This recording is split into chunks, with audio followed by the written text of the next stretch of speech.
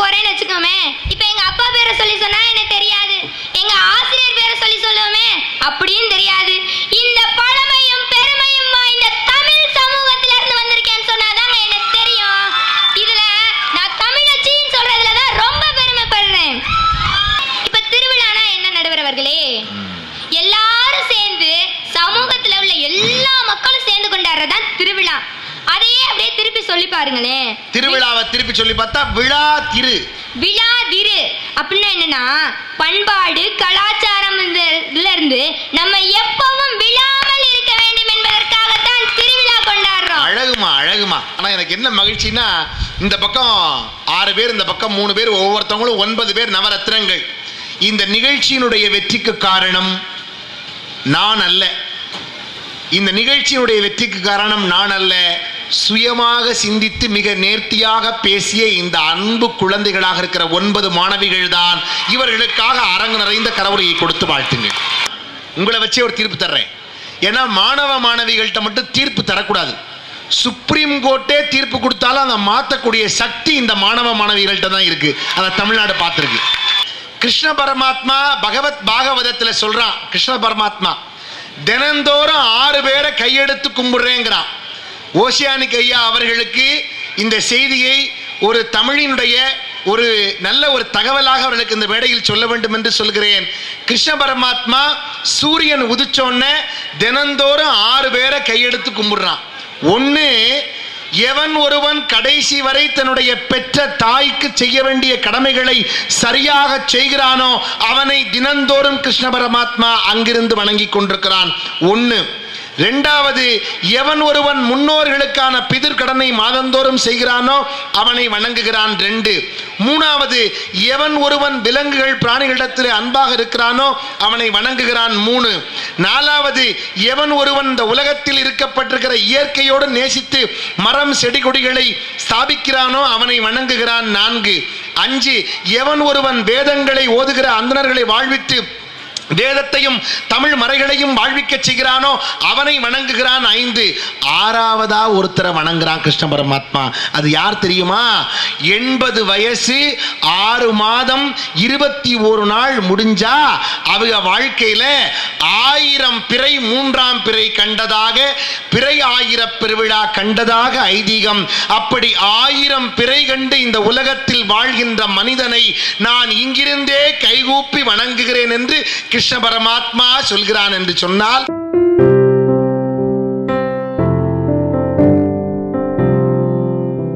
எதிர்காலத்திற்கு பெரிதும் துணிக்கிறது என்று பேச வருகிறவர் சரவணப்பிரியா 10ஆம் வகுப்பு ஏ பிரிவில் பயில்கிற சரவணப்பிரியாவை ஒரு அரங்கு நிறைந்த கரவொலியோடு பேச அழைப்போம். வாங்க. உன்னையும் வணங்கி இந்த மாபெரும் அவையையும் வணங்கி நடுவரையும் வணங்கி என் உரையை துவங்குகிறேன். மாணவர்களின் எதிர்காலத்திற்கு பெரிதும் துணை நிற்பவர்கள் சமூகமே அப்படின்னு நான் பேச வந்திருக்கேன். நான் தொடக்கத்துல ஒரு சின்ன கதையில இருந்து தொடங்கலாம்னு நினைக்கிறேன் நடுவர் அவர்களே. நல்லா. புறாக்கள் ஒரு கோவில் கோபுரத்துல கூடு கட்டி வாழ்ந்துச்சான். கோவில் கோபுரத்துல புறாக்கள் கோவில் கோபுரத்துல கூடு கட்டி வாழ்ந்தது. அந்த கோவில்ல கும்பாபிஷேகம் நடந்தது. கும்பாபிஷேகத்தப்ப கோவில்ல இருக்க முடியாம பக்கத்துல பறந்து ஒரு மசூதிக்கு சென்றது. அதுவும் கோபுரத்துல. இப்ப ஒரு நிமிஷம், அந்த ஆடியன்ஸா இருக்கிற மாணவர்கள் பெற்றோர்கள் அங்க ஒண்ணும் இல்ல, வெறும் வாத்தியார் கிளாஸ்ல நான் பார்த்திருக்கேன். ஏதோ ஒரு வேலை நடக்குதுன்ட்டு பக்கத்துல இருந்த தேவாலய கோபுரத்துல இருந்துச்சான். அங்கேயே சப்பரம் விழான்ட்டு திரும்ப கோவிலுக்கும், கோவில்ல இருந்து மசூதிக்கும், மசூதில இருந்து தேவாலயத்துக்கு மாறி மாறி இருந்துச்சான். அந்த கூட்டத்துல இருந்த ஒரு சின்ன புறா தன் தாய் புறாட்ட ஒரு கேள்வி கேட்டுச்சான். என்ன கேள்வி?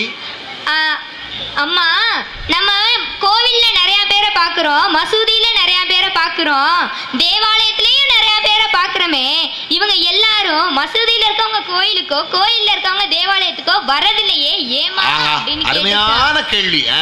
அதுக்கு அந்த தாய்ப்புறா சொன்ன பதில், மகளே, பறவைகளாகிய நம்ம எந்த பிரிவினையும் பாக்குறது இல்ல, ஆனா இந்த மனிதர்கள் நிறைய பிரிவினையும் பல பாகுபாட்டுக்குள்ளேயும் இருக்காங்க.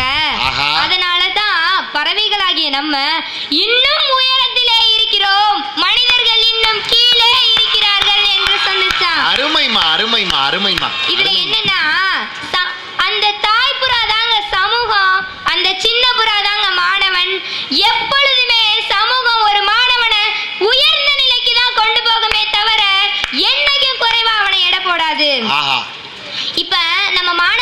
வச்சுக்கோமே, எந்த பிள்ளைக்குமே தன்னை இன்னொரு பிள்ளையோட ஒப்பிடுறது சுத்தமா பிடிக்கவே பிடிக்காது. இந்த அம்மா அப்பாவும் சரி, இந்த ஆசிரியரும் சரி, அதைத்தான் முக்கியமா பண்ணுவாங்க. என்ன தெரியுமா, ஒரு பையன் அவங்க அப்பாட்ட மார்க் ஷீட்டை காமிச்சான். அவன் பாவனா படிக்கல முடியல போல, அவனுக்கு ஏதோ ஒரு கஷ்டம், அவன் மார்க் ரொம்ப கம்மியா எடுத்துட்டான். அந்த அப்பா சொல்றாரு, டே என்னடா மார்க் எடுத்திருக்க, பக்கத்து வீட்டு பையனை பாடுறா, அவன் 100க்கு 93 எடுத்திருக்கான், நீ வெறும் 23 தான் எடுத்திருக்க அப்படின்றாரு.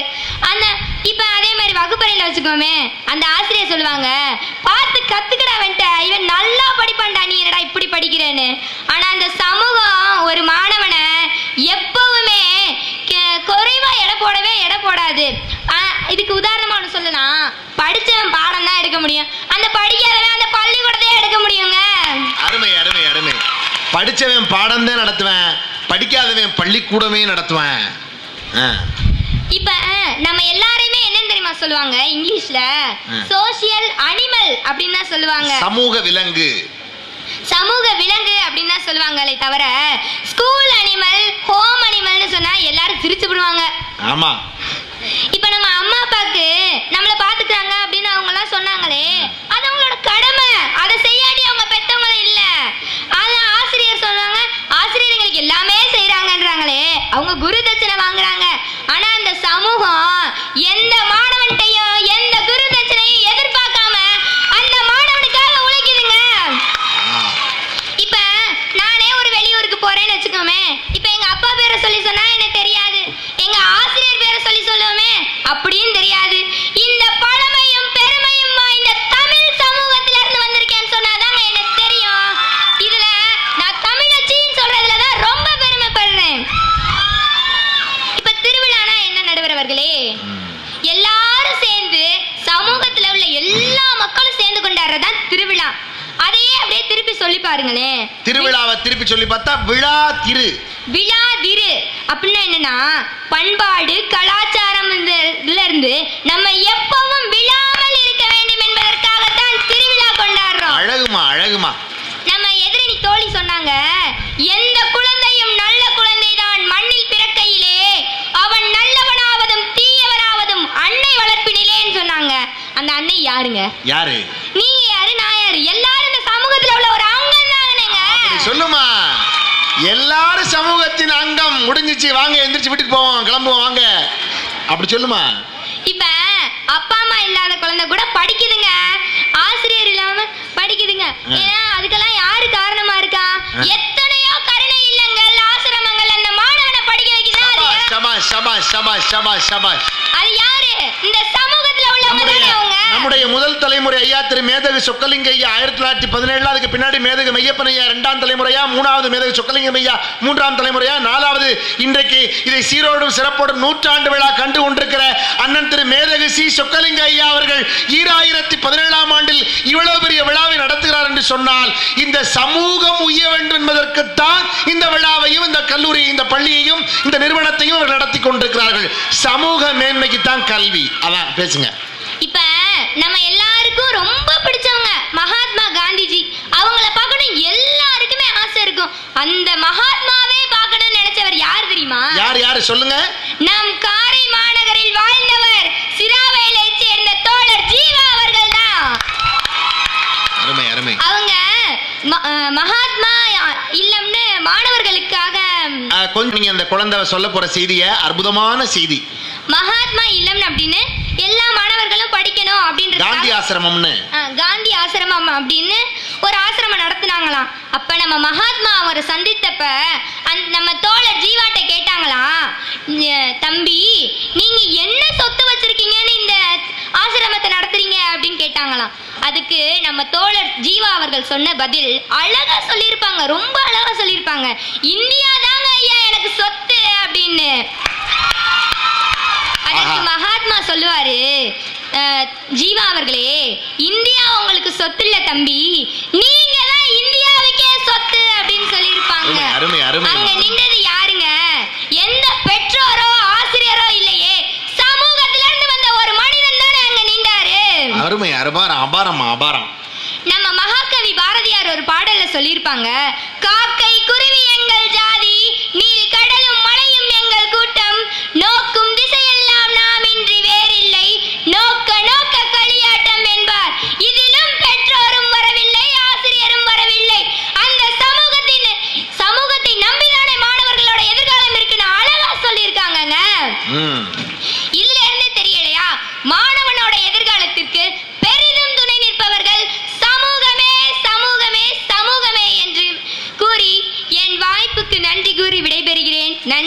வணக்கம். அருமை அருமை அருமை. சமூகம் இப்படி இறைஞ்சி கேட்குதே, நான் என்ன பண்ணுவேன்? ரெண்டும் காதை கடிக்குது, கழுத்தை கப்புது, அது கடைசியாக மட்டும் கெஞ்சி கேட்குது. பரவாயில்ல, நிலைமை அப்படி மாறிக்கிட்டே போகுது. சமூகம் போக போக இறங்கிக்கிட்டே போகுது. உட்காருமா, பத்திரமா உட்காரு, பக்கத்தில் காதை கவனமாக வச்சுக்க, இல்லை கேட்கறதுக்கு காதை தீட்டி வச்சுக்கன்னு சொல்ல வந்தேன். ஆனால் எனக்கு என்ன மகிழ்ச்சின்னா, இந்த பக்கம் 6 பேர், இந்த பக்கம் 3 பேர், ஒவ்வொருத்தவங்களும் 9 பேர் நவரத்னங்கள். இந்த நிகழ்ச்சியினுடைய வெற்றிக்கு காரணம் நான் அல்ல. இந்த நிகழ்ச்சியினுடைய வெற்றிக்கு காரணம் நான் அல்ல. சுயமாக சிந்தித்து மிக நேர்த்தியாக பேசிய இந்த அன்பு குழந்தைகளாக இருக்கிற 9 மாணவிகள் தான். இவர்களுக்காக அரங்கு நிறைந்த கரவுரையை கொடுத்து வாழ்த்துங்கள். ஏன்னா சில பேச்சாளர்களை அழைத்தால் பேசியதையே பேசி கேட்டதையே கேட்டு, பட்டினத்தார் சொல்லுவார், உண்டதையே உண்டு தின்றதையே தின்று பேசியதையே பேசி பழங்கதைகளையே பேசி இந்த வாழ்க்கை இப்படியே போகுதேன்னு பட்டினத்தார் பாடுவார். அது மாதிரி சில பேர் அப்படியே அன்னைக்கு ஒரு பேச்சு இன்னைக்கு ஒரு பேச்சு பேசுறதில்லை, என்னைக்கும் ஒரே பேச்சு அப்படியே இருப்பாங்க. ஆனால் அழகாக பேசினாங்க, ரொம்ப நேர்த்தியாக வந்தாச்சு. 6 மணிக்கு அடுத்த நிகழ்ச்சி துவங்கிறதுக்கு மேடையை சரியாக கொடுக்குற வண்ணம் நம்ம அதுக்கு முன்னாடியே தீர்ப்பை சொல்லி அழகாக நம்ம முடிக்கலாம். இந்த மாணவிகள் என்எஸ்எஸ் மாணவிகளா நீங்கள்லாம்? சத்தம் அப்படி மெதுவாக அமைதியாக உட்காருங்க. எல்லாரும் அழகாக கேட்குறாங்க. எனக்கு என்ன சந்தோஷம்னா, எனக்கு ரொம்ப மகிழ்ச்சியாக இருக்குது. என்ன, இந்த பிள்ளைகளை பார்க்குற போது ரொம்ப நேர்த்தியாக கேட்குறீங்க.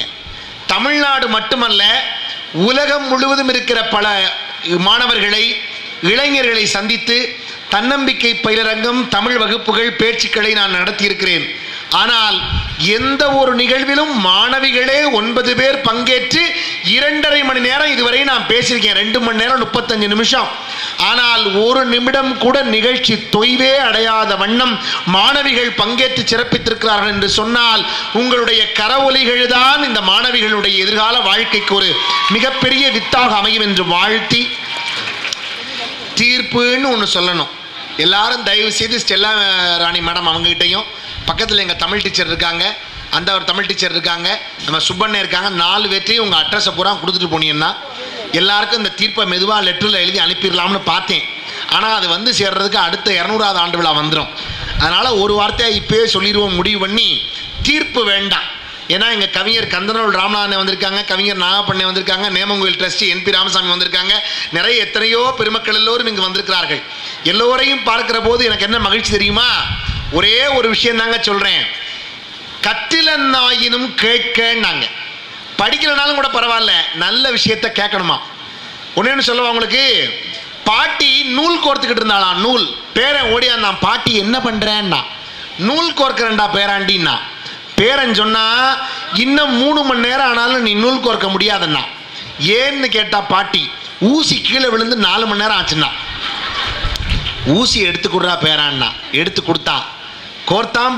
பாட்டி கொடுத்தா, ஆடே அந்த காது இருக்கும்டா, இந்த காது வழியா நூலை கொடுறான்னா. டபக்குன்னு நூலை கொண்டாந்து அவ காதில் கொடுத்துட்டான். டே, இந்த காதுலடா, ஊசியில் உள்ள காதில் கொடுறான்னா. டக்குன்னு ஊசியில் உள்ள காது வழியாக கொடுத்தான் பாருங்க. வேகமாக பாட்டி தைக்க ஆரம்பிச்சா. வேகமாக தச்சுக்கிட்டே பேரனை பார்த்து சொன்னா, டே பேராண்டி, ஊசியில் உள்ள துவாரமாகிய காது வழியாக நூலை கொடுத்தா கிழிந்து போன ஆடைகளை தைக்கலாம். ஊசியில் இருக்கிற துவாரமாகிய காது வழியாக கிழிந்து போன நூலை கொடுத்தால் கிழிந்து போன ஆடைகளை மட்டும் தைக்கலாம். ஆனால் நல்ல நூல்களை படிச்சுட்டு வந்து பேசுறவங்களுக்கு இந்த காதை கொடுத்தோம்னா, நல்ல நூல்களை படிச்சுட்டு வந்து பேசுறவங்களுக்கு இந்த காதை கொடுத்தோம்னா கிழிந்து போன இதயங்களையே தைக்கலாம் நாளாம் பாட்டி. நல்ல விஷயங்களை கேட்கணுங்க. செல்வத்துள் செல்வம் என்ன, அவ்வளோ பேரும் படிக்கிற பிள்ளைலாம் உட்காந்துருக்கியா? ஐயாச்சா, நமக்கு ஆகாது. எல்லாம் படிக்கிற பிள்ளைலாம் இருக்கு. வேண்டாம், நம்ம அந்த செட்டில் சேர வேண்டாம். என்ன ரோஜா? சரி, நம்ம தனி அணி ஆரம்பிச்சுக்கிடுவோம். நம்ம எப்போவுமே தனி அணி தான். அதாவது செல்வத்துள் செல்வம், செவிச்செல்வம், அச்செல்வம், செல்வத்துள் எல்லாம் தலை. சரியா? இதுல எத்தனை செல்வம் வருது டபக்குன்னு சொல்லுங்க. ஒருத்தரும் சொல்ல மாட்டீங்க, ஏன்னா தெரியும் எனக்கு. எத்தனை செல்வம்? 6 செல்வம், 7 செல்வம், திருமதி செல்வம், 5 செல்வம்ங்க. 5 செல்வம் சொல்லவா? செல்வத்துள் செல்வம், செவிச்செல்வம், அச்செல்வம், செல்வத்துள் எல்லாம் தலை. எல்லாரும் 7 சீர் நினைச்சு டபக்குன்னு 7ன்றுவாங்க. அப்படி இல்லை. ஆனா 5 செல்வம் வள்ளுவர் சொன்னார். ஏன் தெரியுமா? பெரியவங்க சொன்னாங்க. ஏன்னா செல்வம் இந்த உலகத்துல பிறக்கிறவன் பூரா செல்வம் தானா. யாருமே ஏழை இல்லையாம்மா. நீங்க சொன்ன டிக்கெட்காரர் மகன்னு எங்க அம்மா கஷ்டப்பட்டு படிக்க வைக்கிறாங்கன்னு சொன்னேன். கிடையாது. எல்லாரும் செல்வம் இந்த உலகத்தில் பிறக்கும் போது எப்படி தெரியுமா? 5 செல்வம் கொடுக்குறான் ஆண்டவன். மெய், வாய், கண், மூக்கு, செவி என்கிற 5 செல்வங்கள். இந்த 5 செல்வத்திலேயே எது உயர்ந்த செல்வம் தெரியுமா? கேட்கிற இந்த செவிச்செல்வம். அதனாலதான் செல்வத்துள் செல்வம் செவிச்செல்வம். அச்செல்வம் செல்வத்துள் எல்லாம் தலைனா 5 செல்வங்கள்ல தலை. சரி, இன்னொன்னு சொல்லுவோம் உங்களுக்கு. நீங்க எல்லாம் படிக்கிறீங்க. கற்க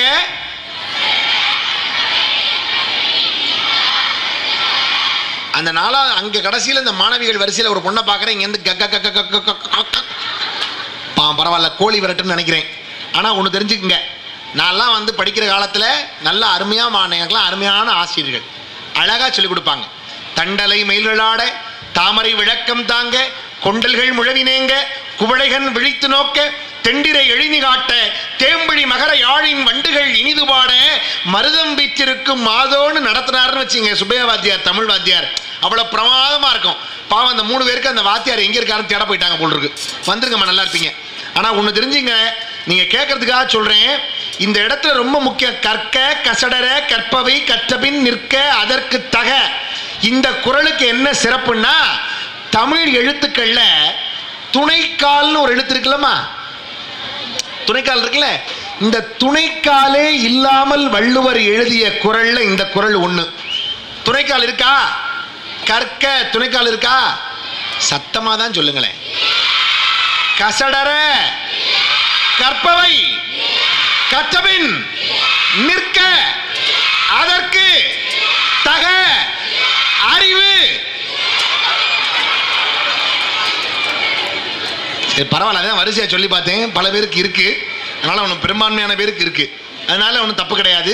கற்க கசட கற்பவை கற்றபின் நிற்க அதற்கு தக. வள்ளுவருக்கு ஏன் வள்ளுவர் துணைக்கால் இல்லாமல் எழுதினார் தெரியுமா? எவன் ஒருவன் தான் கற்கிற காலத்தில், கற்கிற இந்த பள்ளி பருவ வயதில் கற்கிற காலத்தில் கற்கிற கல்வியை கசடர தவறின்றி கற்றுக்கொள்கிறானோ அவன் எதிர்காலத்தில் நிற்பதற்கு வேறு யாருடைய துணைக்காலும் தேவையில்லை, தன் சொந்த காலே போதும் என்பதனாலேதான் வள்ளுவன் துணைக்கால் இல்லாமல் நீங்கள் நிற்கிற கல்வியை கற்றுத் தருகிறவர்கள் ஆசிரியர் பெருமக்கள் இல்லையா? ஆசிரியர்களை மறக்க முடியுமா? ஒன்று தெரிஞ்சுங்கம்மா, சமூகம்னு பேசினாங்க, பெற்றோர்களேன்னு பேசினாங்க. ஒரே ஒரு விஷயத்தை மட்டும் நான் இந்த இடத்துல சொல்றேன். வாத்தியார், teacher, it's a job, it's a profession, it is a service. ஆசிரியர் தொழில் என்பது வேலையா, பணியா, சேவையா, தொழிலா? என்ன தொழிலா, பணியா, சேவையா? எல்லாரும் சொல்லுங்க ஒட்டுமொத்தமா. நீங்க சேவைன்னு சொன்னா அடுத்த ஒரு கேள்வி கேட்பேன், அதுக்கு பதில் சொல்லணும். கரெக்டா? சேவையா? உண்மையாவே கடைசி பதில் சேவைதானா? சரி, சேவைன்னு ஒண்ணு செஞ்சா அதுக்கு கட்டணம் வாங்கலாமா? வாங்கக்கூடாதுல்ல. அப்ப ஆசிரியர்களுக்கு சம்பளம் கொடுக்குறாங்கல்ல, அப்ப அது சேவையா? ஏன் அப்ப முன்னாடி சேவை நீங்க முதல்ல சேவை நீங்களே சொல்லுவீங்க, அப்புறம் நான் ஒரு கேள்வி கேட்டோன்னா சேவை இல்லைம்பீங்க. இப்ப நான் சொல்லவா? ஆசிரியர் பணி பணியா, தொழிலா, சேவையா என்று கேட்டால் ஒன்னு சொல்றேன் உங்க எல்லாருக்கும் ரொம்ப அழகா. ஒண்ணு, சம்பளம் கொடுக்கறதுனால எல்லாத்தையும் ஈடுகட்ட முடியுமா? ரோட்ல ஒரு பெரிய பாதாள சாக்கடை ஒண்ணு உடைச்சு வெளியே வருது. ஒரு தொழிலாளி ஒருத்தர் சுத்தப்படுத்துறதுக்காக உள்ள இறங்குறாரு. இறங்கி அந்த இடத்த சுத்தப்படுத்துறாரு. சுத்தப்படுத்துறதுக்கு அப்புறம் அந்த இடத்துல ஒரு தூய்மை உருவாகுதுன்னா அதுக்குன்னு நகராட்சி ஒரு சம்பளத்தை அவர் கொடுக்குது. ஆனால் 500 1000 ஒரு நாளைக்கு அவர் கொடுக்கிற சம்பளம் என்பது ஒரு பாதாள சாக்கடையினுடைய அசுத்தத்தை சுத்தம் செய்வதற்கு இறங்கிய ஒரு தொழிலாளிக்கு சம்பளத்தை மட்டும் கொடுத்து விட்டால் போதாது. அது இல்லைன்னா அந்த ஊரே நாரி போயிடும், அந்த சமூகமே கெட்டு போயிடும். அப்ப என்ன ஒரு பெரிய விஷயம் தெரியுமா?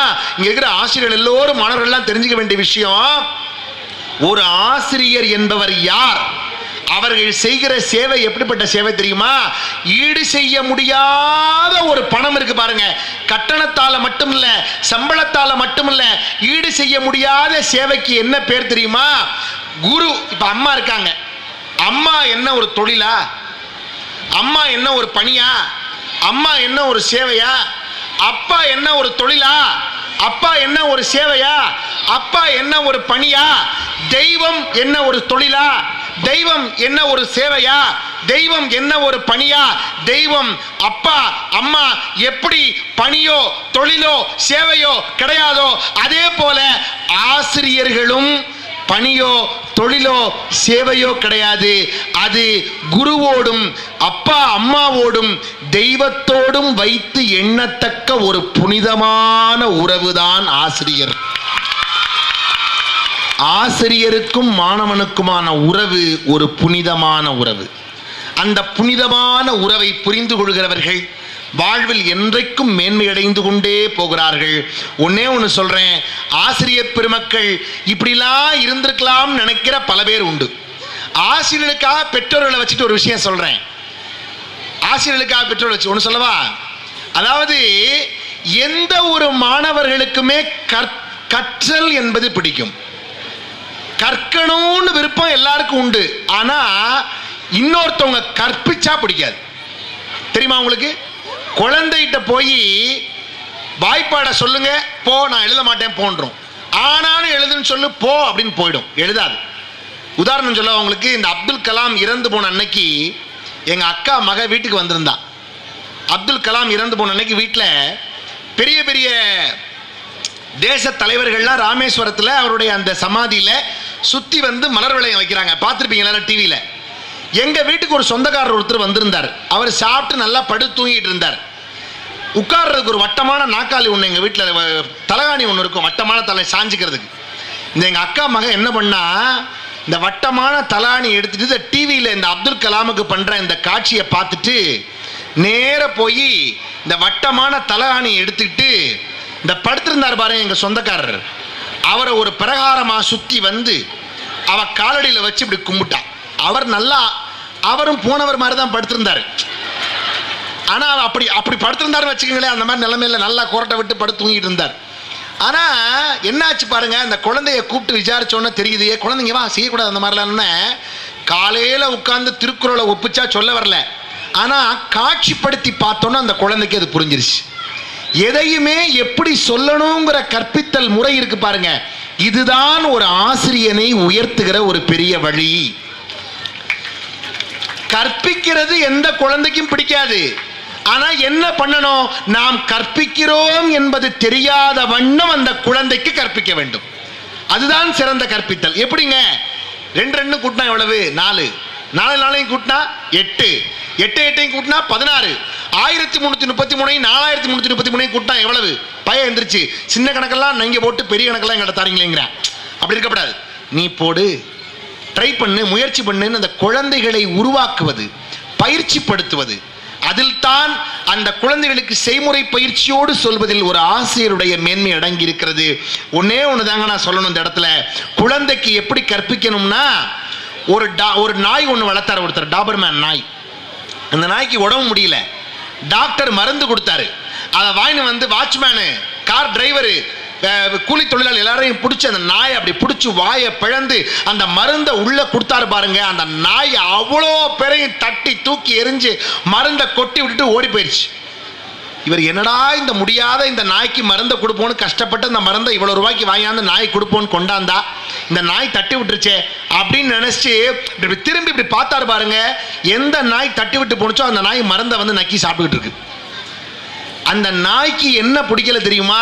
மருந்தை பிடிக்காமல் இல்லை, மருந்து கொடுத்த விதம்தான் அந்த நாய்க்கு பிடிக்கவில்லையே ஒழிய மருந்து அந்த நாய்க்கு பிடிக்காமல் இல்லை. அதுபோல் ஒவ்வொருவரும் கற்பிக்கிற விதத்தால் தான் மேன்மை அடைகிறார்கள் என்று சொன்னால் ஒரே ஒரு விஷயம்தான்.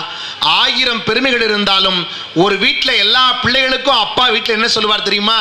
அப்பா, டேய் இங்க பாரு, இந்த பேனாவை எங்கே வைக்கணுமோ அந்த ஸ்டாண்டில் வை, புக்கை ஒழுங்காக வரிசையாக அந்த இடத்துல வரிசைப்படுத்தி வை, பைக்கட்டை ஒழுங்காக வச்சுக்க, ட்ரெஸ்ஸை சுத்தமாக போட்டு போ. அம்மா கூப்பிட்டு சொல்லுவா, தலையை ஒழுங்காக பின்னிட்டு போ. என்ன அப்படி என்ன சிக்க வழிஞ்ச மாதிரி இருக்கு? ஸ்கூலுக்கு ஒரு பொண்ணு எப்போவுமே லேட்டாகவே வருவா, தலையை விரித்து போட்டுக்கிட்டு. ஒரு பொண்ணு ஸ்கூலுக்கு லேட்டாக வருவா, தலையை விரித்து போட்டுக்கிட்டு. வாத்தியார் கேட்டார், ஏமா ஸ்கூலுக்கு லேட்டா வர்றதோட மட்டும் இல்லாம தலையை விரிச்சு போட்டு வர்றியோ எதுக்காக? அதுக்கு அந்த பொண்ணு நீங்க தான் லேட்டா வந்தா பின்னி போடுவேன், பின்னி நீங்களே எங்கே பின்னுக்கு பார்ப்போம் அப்படின்னா. அது அப்படி சில பிள்ளைகள் இருக்கும், அப்படி இருக்கப்படாது. ஆனா என்னன்னா வாதி அம்மா சொல்லுவா, ஒழுங்கா லட்சணமாரு பிள்ளையாரு ஆனா அடக்க ஒடுக்கமாருன்னு அம்மா சொல்லி கொடுப்பா. என்ன பண்ணுவார் அப்பா பையங்களை பார்த்து, டேய் ஃபேன் வேஸ்டா ஓடிட்டு இருக்க அமத்து. இந்த பிள்ளைங்களாம் தெரிஞ்சுங்கம்மா, லைட்டு வேஸ்டா ஓடுது அமத்து. ஏன்பா? இந்த தண்ணி பாரு வெயினா போயிட்டு இருக்கு அமத்துன்னு சொல்லுவாங்க. ஆனா இப்படித்தான் ஒரு வீட்டில் சொல்லிட்டே இருந்தாங்க. அந்த பையனுக்கு பிடிக்கல, அப்பாவை கண்டாலே பிடிக்காது. அன்னைக்கு அவனுக்கு வேலைக்கு நேர்காணல், வேலை இன்டர்வியூ வந்தது. இன்டர்வியூக்கு போறான். அவங்க அப்பா டே ரொம்ப எது கேட்டாலும் தைரியமா பதில் சொல்லு, பயப்படாத, கவனமாரு, எது கேட்டாலும் தைரியமா எதிர்கொள்ளுன்னு அப்பா சொன்னாரு. ஆனா இந்த பையன் அப்பாவை தான் பிடிக்காது. கூட கொஞ்சம் பணம் கொடுத்து அனுப்பி விட்டாரு. நேர போனான். அந்த கேட்டை வந்து செக்யூரிட்டி இல்லை. வேலைக்கு போன ஆஃபீஸில் நல்லா கேட்டுங்க, அந்த வேலைக்கு போன அலுவலகத்தில் செக்யூரிட்டி இல்லாமல் கதவை அரைகுறையாக திறந்து இந்த கொக்கி நீட்டிக்கிட்டு இருந்துச்சு. இவன் அப்பா சொன்னது ஞாபகம் வந்தது. நடா ஒரு மாதிரி இருக்கே, இடிச்சிருமேன்னு அந்த கொக்கி எடுத்து விட்டான். கதவை நல்லா திறந்து வச்சான். பார்த்தா அந்த செடிக்கு விட்ட அந்த டியூப் தண்ணி வந்து தரையில் ஓடிட்டு தண்ணியெல்லாம் வெளியே ஒன்றுச்சு. அதை தூக்கி செடிக்குள்ளே போட்டான். உள்ளே போனான். படியில் ஒரு இடத்துல ஆளே இல்லாத இடத்துல லைட் எரிஞ்சிட்டு இருந்துச்சு. சுவிட்சை இயக்கி அமர்த்தினான். இந்த பக்கம் போனா அப்படியே இந்த வெல்கம்னு போட்டிருப்பாங்க சில இடத்துல, நுழையிறதுல வாசப்படியில் பார்த்துட்டு வெல்கம்னு போட்டிருப்பாங்க மிதியடி. அது தலைகீழா மாற்றி அந்த பக்கம் தெரிகிற மாதிரி இருந்துச்சு வெல்கம்னு. இவன் மாற்றி நல்லா நேரம் தெரிகிற பக்கம் வச்சான். 300 பேர் அந்த இன்டர்வியூவில் கலந்துக்கிட்டாங்க. இந்த பக்கம் வந்து எல்லா பக்கமும் ஃபேன் ஓடிட்டு இருந்துச்சு. வேஸ்ட்டாக அதெல்லாம் அமர்த்தினான். எல்லாம் அப்பா சொல்கிறதெல்லாம் செஞ்சா அவன் அறியாமலேயே பழகி உட்கார்ந்துட்டான். இவனுடைய நேர்முக தேர்வு வந்தோடனே நேர்முக அதிகாரி அவனை கூப்பிட்டு சொன்னாரா, ஏப்பா எந்த ஸ்கூலில் படித்தேன்னாரா. சொன்னானா. அடுத்த நிமிஷம் எல்லாம் கேட்டுட்டு எப்போ வேலைக்கு சேர்றேன்னு கேட்டாரா அடுத்த கேள்வி. இவன் ஏதோ நேர்முக தேர்வில் கேட்குற கேள்வி போல இருந்துட்டு புரியாமல் முழிச்சானா. ஒன்றும் இல்லை, இந்த இடத்துக்கு வர்றவங்களை பூரா 350 பேர் இந்த போட்டிக்கு வந்திருக்கிறாங்க. உன்னை மட்டும் கடைசியாக கூப்பிட்டோம். 350 பேரில் நீ ஒருத்தன் தான் கண்காணிப்பு கேமரா வச்சு கவனித்தோம். இங்கே இடத்துல கதவு சாத்தாமல் ஒரு அரைகுறையாக இருந்தது, கொண்டி எடுத்துக்கிட்டு இருந்தது, தண்ணி வெளியே கிடந்தது. அது எல்லாத்தையும் எடுத்து யார் ஒழுங்கு பண்ணுறான்னு சுவிட்சு ஃபேன் இதெல்லாம் பார்த்தோம். இந்த இடத்துல எந்த ஒரு வேலையையும் இன்னொருவர் சொல்லி செய்கிற ஆள் எங்களுக்கு தேவையில்லை. தானாகவே செய்ய வேண்டும் என்கிற உணர்வோடு எவன் ஒருவன் இந்த உலகத்தில் வருகிறானோ அவன்தான் இந்த உலகத்திற்கு தேவை என்று அந்த நேர்முக அதிகாரி அவனை சொன்னோன்னே அப்பத்தான் அவனுக்கு மனசுல பட்டுச்சான். ஆகா, நம்ம அப்பா சொல்லுவாங்களே, நமக்கு எவ்வளவு விஷயங்கள் சொல்லி கொடுத்தாங்க. அப்ப நம்ம அப்பாவினுடைய பெருமையும் அவனுடைய தந்தையினுடைய உயர்வும் அவன் மனசுக்குள்ள பலபடிகள் உயர்ந்து நினைச்சான். அதனால எப்பொழுதுமே நம்ம வளர்கிற காலத்தில் ஒவ்வொருவரும் சொல்லித் தருகிற வலிகள், அடிகள் எல்லாம் அடி வலிக்கத்தான் செய்யும். ஆனா அந்த ஒவ்வொரு அடியும் பிற்காலத்தில் படியாக மாறி இருக்கும் என்று சொன்னால், இந்த மாணவிகளுக்கு உங்களை வைத்தே ஒரு தீர்ப்பை தருகிறேன். என்ன தெரியுமா? உங்களை வச்சே ஒரு தீர்ப்பு தர்றேன். ஏன்னா மாணவ மாணவிகள்கிட்ட மட்டும் தீர்ப்பு தரக்கூடாது. சுப்ரீம் கோர்ட்டே தீர்ப்பு கொடுத்தாலும் அதை மாற்றக்கூடிய சக்தி இந்த மாணவ மாணவிகள்கிட்ட தான் இருக்கு. அதை தமிழ்நாடு பார்த்துருக்கு. சுப்ரீம் கோர்ட் தீர்ப்பையே பண்பாட்டிற்கு எதிரான ஒரு களத்தில் முன்னிறுத்தி எங்கள் மாணவர்கள் போராடி ஜல்லிக்கட்டு தடையை உடைத்தெறிந்தார்கள் என்று சொன்னால் அது மாணவ சக்தியால் தான் முடிந்தது. அப்ப இங்க என்ன சொல்லக்கூடாது? தீர்ப்பு சொல்லக்கூடாது. அப்ப என்னதான் சார் சொல்லலாம்? தீர்வு சொல்லலாம். ஏன்னா தீர்ப்பு என்ன வேணாலும் சொல்லியா, ஆனா ஜல்லிக்கட்டு நடத்தணுங்கிற தீர்வை நாங்க தான் சொல்லுவோம்னு தீர்வை சொன்னவர்கள் மாணவர்கள். அதனால தீர்வு நான் சொல்றேன், தீர்ப்பு தேவையில்லை, தீர்வு தான் இப்ப சமூகத்துக்கு தேவை. இதுல சமூகமும் இருக்கிறது, மாணவர்களும் இருக்கிறார்கள், பெற்றோர்களும் இருக்கிறார்கள், ஆசிரியர்களும் இருக்கிறார்கள். இந்த 3 பேரை வச்சு ஒரு மாணவனின் எதிர்காலத்திற்கு பெற்றோரா, ஆசிரியரா, சமூகமானா 3 பேரும் முக்கியம். எப்படி?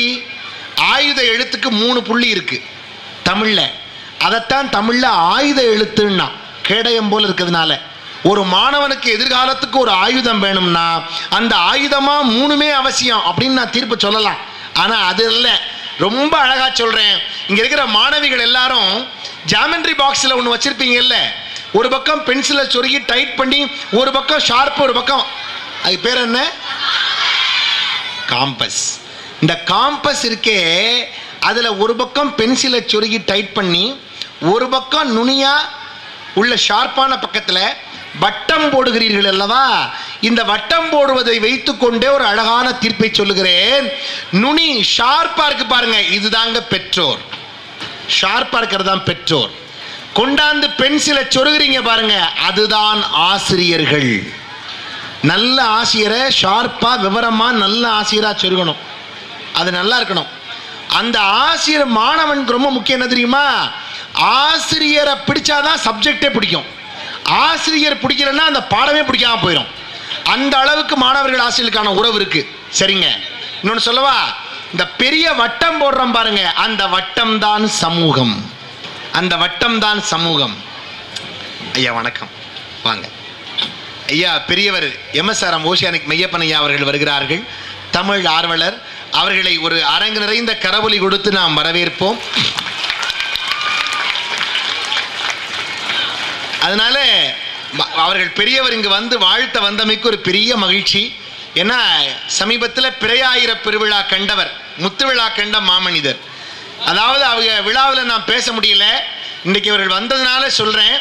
கிருஷ்ண பரமாத்மா பகவத் பாகவதத்தில் சொல்றான், கிருஷ்ண பரமாத்மா தினந்தோறும் 6 பேரை கையெடுத்து கும்பிடுறேங்கிறான். ஓசியானிக் ஐயா அவர்களுக்கு இந்த செய்தியை ஒரு தமிழினுடைய ஒரு நல்ல ஒரு தகவலாக அவர்களுக்கு இந்த மேடையில் சொல்ல வேண்டும் என்று சொல்கிறேன். கிருஷ்ண பரமாத்மா சூரியன் உதிச்சோன்ன தினந்தோறும் 6 பேரை கையெடுத்து கும்பிடுறான்.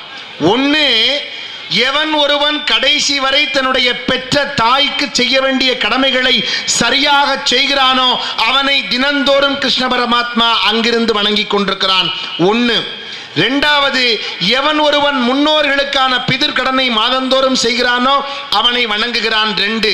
மூணாவது, எவன் ஒருவன் விலங்குகள் பிராணிகளிடத்தில் அன்பாக இருக்கிறானோ அவனை வணங்குகிறான். 3. நாலாவது, எவன் ஒருவன் இந்த உலகத்தில் இருக்கப்பட்டிருக்கிற இயற்கையோடு நேசித்து மரம் செடி கொடிகளை ஸ்தாபிக்கிறானோ அவனை வணங்குகிறான். 4. 5, எவன் ஒருவன் வேதங்களை ஓதுகிற அந்தணர்களை வாழ்வித்து வேதத்தையும் தமிழ் மறைகளையும் வாழ்விக்க செய்கிறானோ அவனை வணங்குகிறான். 5. ஆறாவதா ஒருத்தரை வணங்குறான் கிருஷ்ண பரமாத்மா. அது யார் தெரியுமா? 80 வயசு 6 மாதம் 21 நாள் முடிஞ்சா அவங்க வாழ்க்கையில 1000 பிறை 3ஆம் பிறை கண்டதாக, பிறை 1000 பெருவிழா கண்டதாக ஐதீகம். அப்படி 1000 பிறை கண்டு இந்த உலகத்தில் வாழ்கின்ற மனிதனை நான் இங்கிருந்தே கைகூப்பி வணங்குகிறேன் என்று கிருஷ்ண பரமாத்மா சொல்கிறான் என்று சொன்னால், அப்படி கைகூப்பி வணங்கக்கூடிய பேரு அந்த ஆயுள் உங்களுக்கு கிடைத்திருப்பதனாலே கிருஷ்ணனே வணங்குகிறான் என்றால் நாம் எல்லோரும் இந்த இடத்திலே கைகூப்பி வணங்கத்தக்க பெரியவர் இங்கு வந்திருப்பதை ஒரு மகிழ்ச்சியான ஒரு கருத்தாக கருதி இந்த அருமையான இடத்திலே வரவேற்பு கொடுத்து இந்த அருமையான விழாவில் ஒன்னே ஒண்ணுதான் சொல்லணும். இந்த காம்பஸ் வந்து ஆசிரியர்கள், நுனி வந்து பெற்றோர்கள், வட்டம் சமூகம். இதுல 3ல எது குறைஞ்சாலும் வட்டம் ஒழுங்கா வருமா? இந்த சமூகம் ஒழுங்கா வராது. மையத்தில் உள்ள ஷார்ப் ஒழுங்கா இல்லைன்னா, பெற்றோர் ஒழுங்கா இல்லைன்னா வட்டம் ஒழுங்கா வருமா? இந்த மையம் ஒழுங்கா இல்லைன்னா வருமா? பென்சில்ல உள்ள ஷார்ப்னஸ் குறைஞ்சு போனாலும் மையம் அதை ஆடினாலும் திருகாணி ஆடினாலும் வட்டம் ஒழுங்கா வருமா? அப்ப ரொம்ப முக்கியம் என்னன்னா, இது 3ம் முக்கியம். ஆனால் மாணவனின் எதிர்காலத்திற்கு மென்மேலும் முக்கியம் அந்த வட்டத்திற்கே மைய புள்ளியாக இருக்கிற பெற்றோர்களுடைய பண்பும் அன்பும் பாசமும் நேசமும் எந்த குடும்பத்தில் நிலைத்திருக்கிறதோ அவர்கள்தான் அந்த குடும்பத்தின் பிள்ளைகளை சீர்தூக்க வல்லவர்கள் என்பதனாலே பெற்றோர்கள் அவர்கள் பண்பால், பாசத்தால், நேசத்தால், நல்லதொரு கருணையால் தமிழ் பண்பாடுகளை சொல்லி கொடுத்து வளர்த்தெடுக்கிற தாய்மார்களால், நல்ல தந்தைமார்களால் இந்த சமூகம் உயர்கிறது என்று சொன்னால், முதல் சம்பளம் வாங்கிட்டு வந்து அம்மா கையில கொடுத்தான்.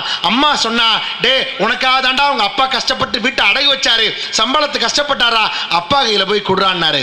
அவன் சொன்னா, வேண்டாமா உன் கையிலே கொடுக்குறோம்னா. டே உனக்காக உங்க அப்பா பென்ஷன் வாங்கின பணத்தை கூட செலவு பண்ணாரா படிக்கிறதுக்காக வேண்டி, அவர் கையில போய் கொடுறா. வேண்டாமா அவரெல்லாம் நீ வாங்கிக்கமான்னா. கடைசி வரையும் கொடுக்கல. அம்மா சொன்னா, ஏண்டா கொடுக்க மாட்டேங்கிறேன்னா. அவன் சொன்னா, அம்மா இது நாள் வரையும் அப்பா எனக்கு எத்தனையோ லட்சம் படிக்கிறதுக்காக பணம் கொடுத்தாரு, இந்த கையில வாங்கினேன். அப்பெல்லாம் அவர் கொடுத்த போது அவர் கை மேல இருந்துச்சு, என் கை கீழே இருந்துச்சு. இன்னைக்கு நான் மாச சம்பளம் வாங்கிட்டு வந்து நான் போய் அவர் கையில கொடுத்தா என் கை மேல இருக்கும், அவர் கை கீழே இருக்கும். ஒருபோதும் என் தந்தையினுடைய கை கீழே போக நான் விடமாட்டேன். என்றைக்கும் அவர் எனக்கு ராஜாதான் என்று மனதில் நினைத்து கொண்டிருக்கிற எத்தனையோ பிள்ளைகள் இந்த உலகத்தில் வாழ்ந்து கொண்டிருக்கிறார்கள் என்பதால், இங்கிருக்கிற ஒவ்வொரு ஆசிரியர்களுக்கும் பெற்றோர் உண்டு என்பதால், இங்கிருக்கிற ஒவ்வொரு ஆசிரியர்களுக்கும் பெற்றோர் உண்டு என்பதால், வாழ்க்கை முழுக்க ஒவ்வொரு ஆசிரியரும் மாணவர்கள்தான் என்பதால். ஏன்னா ஆசிரியர்கள் ஆயிட்டதுனால மாணவர்கள் இல்லைன்னு சொல்ல முடியாது, அவர்களும் மாணவர்கள் தான். மாணவனின் எதிர்காலம் என்று நான் வைத்த தலைப்பின் கருத்து ஆசிரியர்களையும் மாணவர்களாக்குகிறது, சமூகத்தையும், இந்த சமூகத்தில் இருக்கிற ஒவ்வொருவரும் மாணவர்களாகிறார்கள். ஆகையினாலே மாணவ சமூகத்தின் ஒரு அடிப்படை ஆதார சுருதியாக இருப்பவர்கள் பெற்றவர்களாகிய தாய் தந்தை என்பதனாலே அவர்களால் தான் ஒரு நல்ல எதிர்காலத்தை பிள்ளைகளுக்கு முதலில் உருவாக்கி தர முடியும். அவர்கள் கொண்டு வந்து ஆசானிடத்திலே விட வேண்டும். அவர்கள் ஆசான் தான் தெய்வத்தை காட்டுவார் என்று சொன்னால், ஒரு பரந்துபட்ட ஒரு பயணத்திற்கான முதல் புள்ளியாக இருக்கிற தாய் தந்தை, இவற்றிலிருந்து துவங்குகிற ஒரு மனிதனுடைய எதிர்கால பயணம் குரு தெய்வம் என்று முடிகிறது என்று சொன்னால், இதற்கெல்லாம் மையப்புள்ளியாக ஆதார சுருதியாக இருக்கிற ஆத்தா அப்பா என்கிற அப்பச்சி என்கிற அந்த உறவு முறைகள் தொடரட்டும். தாய் தந்தைகளுடைய அன்பு மேலோங்கட்டும், குடும்ப பாசங்கள் மேலோங்கட்டும், அதனால் கல்வி மேம்படட்டும் என்று சொல்லி இங்கிருக்கிற ஒவ்வொரு பிள்ளைகளும் உங்கள் தாய் தந்தை மீது பாசம் செலுத்துங்கள். அந்த குடும்பம் தான் சிறந்த குடும்பமாக மலரும் என்று சொல்லி வாய்ப்பளித்த அத்தனை பேருக்கும் நன்றி தெரிவித்துக் கொண்டு, இந்த மண்ணில் பிறந்த எந்த ஒரு மகனும் ஒரு பெண்ணில் பிறந்த பெண்மகன் தான் என்பதனால், அத்தனை ஆண்களும் ஒரு தாய்க்குள் அடக்கம் என்பதனால், இந்த அருமையான SMS பள்ளியினுடைய நிர்வாகத்தாருக்கும் மிகச் சரியாக 3 மணிக்கு நாங்கள் ஆரம்பித்தோம். 3:10க்கு சரியா 6 மணிக்கு, இப்பொழுது மாலை நேரம் 6 மணி அப்படின்னு பிக் பாஸ் டைம் சொன்னாதான் எல்லாருக்கும் ரொம்ப பிடிக்கும். அதனால இந்த அருமையான நிகழ்வில் இப்பொழுது இசை நிகழ்விற்காக தயாராகி விட்டார்கள். இந்த அருமையான மேடையில் 100ஆண்டு விழா கண்டிருக்கிற இந்த பள்ளியில் வெகு விரைவில் அடுத்தடுத்து 125, 150, 200 வரிசையா போய் கோடான கோடி ஆண்டுகளை எட்ட இங்கிருக்கிற அத்தனை பேரும் கரவொலி கொடுத்து இறைவனை பிரார்த்தித்து, இந்த கரவொலி பத்தாது,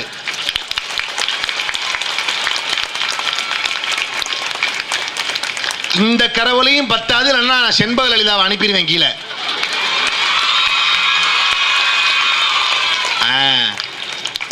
கலையாத கல்வி, குறையாத வயது, ஓர் கபடுவாராத நட்பு, கன்றாத வழமை, குன்றாத இளமை, கழுப்பினை இல்லாத உடல், சலியாத மனமன், பகலாத மனைவி, தவறாத சந்தானம், தாழாத கீர்த்தி, மாறாத வார்த்தை, தடைகள் வாராத கொடை, தொலையாத நிதியம், கோனாத கோல், ஒரு துன்பமில்லாத வாழ்வு, எல்லாம் வல்ல இறைவனின் பாதத்திலே அன்பென்கிற 16 செல்வங்களையும் இங்கிருக்கிற மாணவ மாணவியர்கள், பெற்றோர்கள், ஆசிரியர் பெருந்தகைகள், சமூகம் எல்லாம் பெற்றுய வேண்டும் என்று எல்லாம் வல்ல மீனாட்சி சுந்தரேஸ்வர பெருமானுடைய திருத்தாளை பணிந்து போற்றி வாய்ப்பளித்த நிர்வாகத்தாருக்கு நன்றி தெரிவித்துக் கொண்டு உங்களிடத்திலிருந்து விடைபெறுகிறேன். நன்றி, வணக்கம். உங்கள் அன்பிற்கினிய ராமநாதன். நன்றி, வணக்கம்.